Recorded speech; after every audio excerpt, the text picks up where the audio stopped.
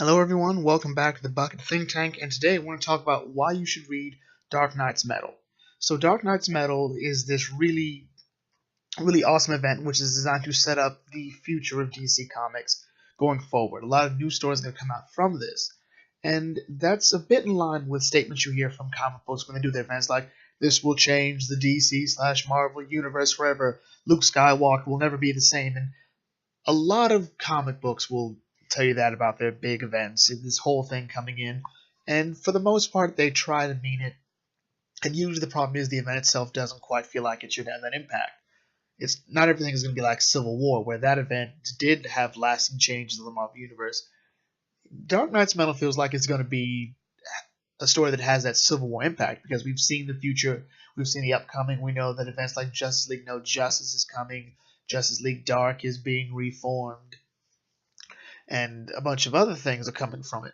So we know this is true, but is this really an event you should pick up? And I would say yes. So the premise of this is that the Dark God Barbatos from the Dark Multiverse, which is the inverse of our positive multiverse, wants to come to ours. And to do that, he has to use Batman as a sort of as a gateway. He's the gateway that Barbatos will use to come through. Yes, it's a really stupid name, but bear with me, bear with me. And this comes off of the works of Scott Snyder. Now, Scott Snyder was Batman's writer for New 52. He wrote the entire line, and it was a really great line. And Snyder's using this story to sort of pull up plot points that he'd left hanging and is building off those for this story here. Now, you don't need to read Scott Snyder's Batman. As a matter of fact, I'll be doing a video why you should read it for a totally different reason. But here, you're gonna get two issues which will explain everything you need to know that connects Scott Snyder's Batman run to this. So don't bother going back unless you just want to read that. And yeah, that's totally fine. That's a real good strength of this book is that everything you need to know is being discussed in this book. There's no, hey, you should go see this, unless like a little fun add-on. This story was going to be remembered for a couple things, and these things are going to be the pros and cons.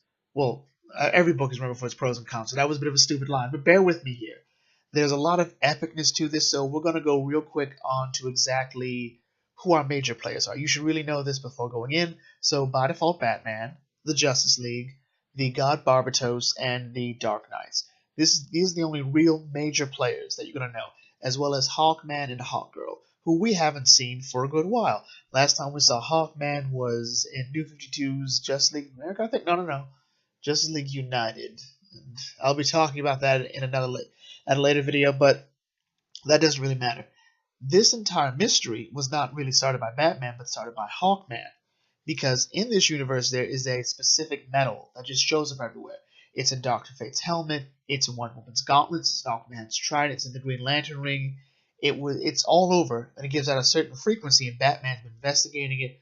Hawkman investigated because it was used to kill him and Hawkgirl, which is why they keep coming back to life.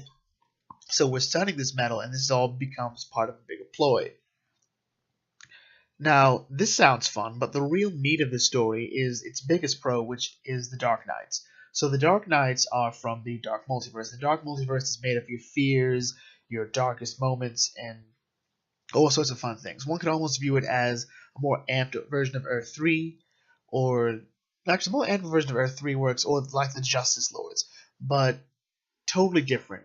The Justice Lords sort of go too far. These are characters that act out of fear, out of the fears of our original counterparts. So the Dark Knights are dark versions of Batman, created from Batman's fears, the worst thoughts of his mind.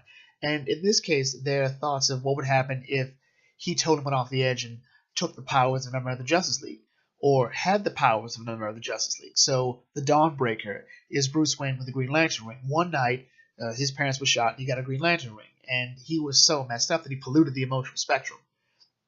There is the Batman Who Laughs, who was really scary. He was really awesome. He kills the Joker. Well, the Joker ends up dying, and the Joker toxin ends up getting into his bloodstream, and he becomes the Joker, who is Batman who is the Joker. And the same thing go with the Flash, or the Red Death, as he's called, and I love his origin. Oh, Batman loses all of his friends and family, loses Alfred, Nightwing, Batgirl, all of them, and he can't deal with it. So he takes Barry, ties him to the hood of the Batmobile, and drives him through the Speed Force until they fuse together. It was awesome. It was intense. It was great. And that was the first major pro of this when you just heard it because it was amped up in the promos like these Dark Knights.